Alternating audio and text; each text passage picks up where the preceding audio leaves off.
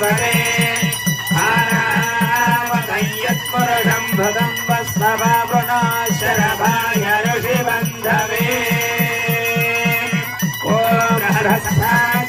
भद्रभद्रद्धमश्रियं दृष्टभोजष्टभिदमुग्रवीरम् इन्द्रसोमेन पञ्चदशेन मध्यमिदं वाजेन सगरेण रक्षा मङ्गलीर्यं वधूरिमागं समेत पश्यता सौभाग्यमस्येतत्त्वाय दास्तं विपरेतना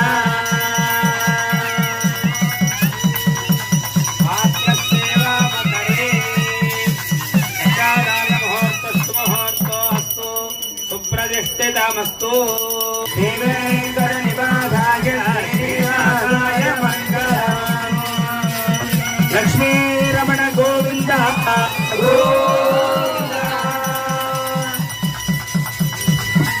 స్వామివారికి వరపూజ కాళ్ళు కడిగేటువంటి కార్యక్రమం జరుగుతుంది. పాద ప్రక్షాళన.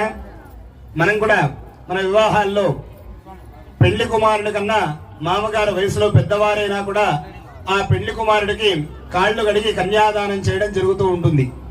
ఎందుకు? ఇక్కడ పెళ్లి కుమారుడు అనేటువంటి గొప్ప అని కాదు, అక్కడ ఆయన పెళ్లి కుమారుడు తండ్రి అనేటువంటి తక్కువ అని కాదు. ఎందుకు అంటే ఎప్పుడైతే పెళ్లి పీటల మీద బాసింగం కట్టుకుని పట్టు వస్త్రాలు ధరించి పెళ్లి కుమారుడు పీటల మీద కూర్చొని ఉంటాడో ఆ పెళ్లి కుమారుడిలో సాక్షాత్తు మహావిష్ణువు ఆవాహన ఉంటాడనమాట. తన కుమార్తెను లక్ష్మీదేవిగా భావించి సాక్షాత్తు మహావిష్ణువుకే తన కుమార్తెనిచ్చి కన్యాదానము చేస్తున్నాను అనేటువంటి భావన చేత ఆయన కాళ్ళు కడిగి కన్యను దానం చేస్తారు.